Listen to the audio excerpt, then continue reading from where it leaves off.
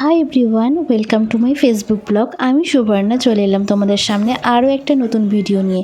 আজকে ছিল আমার বুঞ্জি মাম্পির বিদায়বেলা।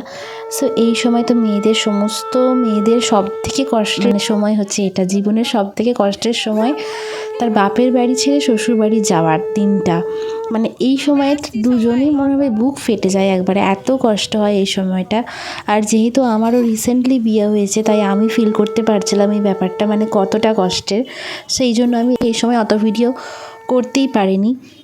মেয়ে হয়ে জন্মালে মেয়েদেরকে এই দিনটা দেখতেই হয়, এবং মেয়ের বাবা মায়ের কাছে সব থেকে কষ্টের দিন হচ্ছে এটা, যেদিন সব কিছু খালি করে দিয়ে মেয়েটা চলে যায় তার শ্বশুরবাড়ি। একদিকে আনন্দেরও বিষয়, চিন্তামুক্ত হয় একটা ভালো ছেলের হাতে তুলে দিয়ে, কিন্তু কষ্ট তো হবেই, কারণ এত দিন ধরে তাকে ছোট থেকে মানুষ করা, জন্ম দেওয়া, সমস্ত কিছু করার পর যখন সে অন্য বাড়িতে চলে যায়, এই বিষয়টা সত্যিই প্যাথেটিক প্রত্যেকটা মেয়ের বাবা মার জন্য এবং মেয়ের জন্য।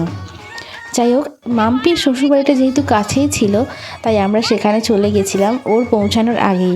আর আমাদেরকে বারবার বলে দিয়েছিল যে অবশ্যই যেন আমরা সবাই মিলে যাই, তাই আমরা চলে গেছিলাম সেখানে। এখন দেখতে পাচ্ছ, এটা হচ্ছে মাম্পির শ্বশুরবাড়িতে ভিডিও, তার শাশুড়ি মা তাকে বরণ করার ভিডিও এবং সমস্ত কিছু তোমাদের সাথে শেয়ার করছি, দেখতে থাকো।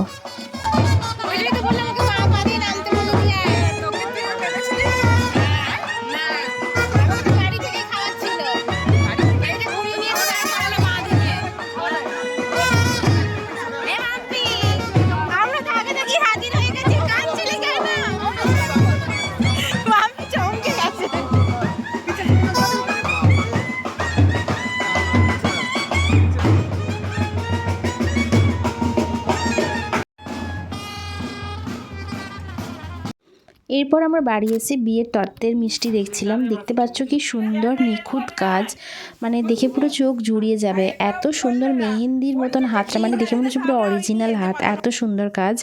এবং এই থালিটাও ছিল, এটাও পুরোটা কিন্তু মিষ্টি। এত সুন্দর নিখুঁত কাজ যে দেখেই খেতে ইচ্ছা করছিল আমাদের।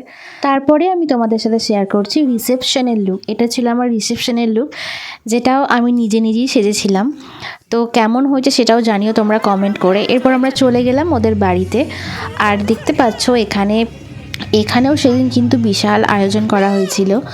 দেখতে পাচ্ছ চারিদিকটা ওই কুল ফায়ার দিয়ে সাজানো হয়েছিল।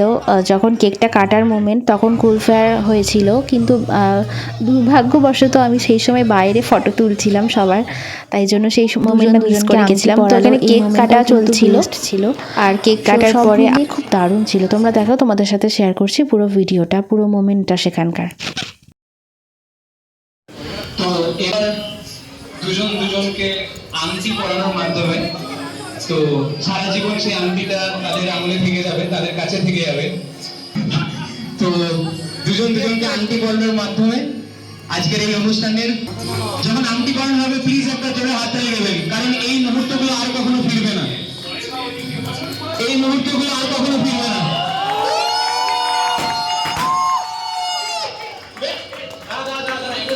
যেটা পারেনি সেটা ফারাস না।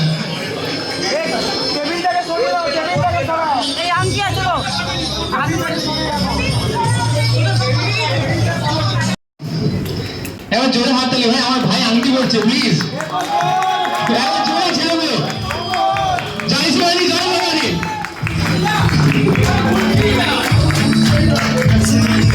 আমাদের মিশন করে হুহা হুহা, প্লিজ একবার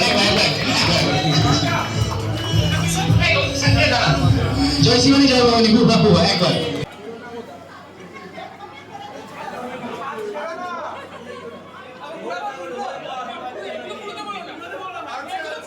অনেক রকমের স্টল করেছিল এখানে, যার মধ্যে চিলা রোল, এটা আমার বেশ ভালো লাগলো। প্রথমবার একটা ইউনিক আইটেম খেলাম এখানে, দেখো তোমাদের দেখাচ্ছি, সেটা বেশ ভালো লাগলো এটা কিন্তু খেয়ে।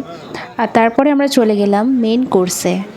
সো দেখতে পাচ্ছ এখন এটা পুরো একটা ফ্লাইটের একটা পুরো বোর্ডিং পাসের মতন করা হয়েছিল। এটা খুব একটা ইউনিক আইডিয়া ছিল। তো খাবার দাবারও বেশ ভালো ছিল, কিন্তু এক হাতে করে শাড়ি এবং ফোন দুটো একসাথে আমি সামলাতে পারছিলাম না, যার কারণে পুরো ভিডিওটা নেওয়া হয়নি। যতটা সম্ভব ততটা নিয়েছি। আজকের মতন এটুকুই। এরপরে দেখা হচ্ছে নেক্সট কোনো ভিডিওতে। Bye bye.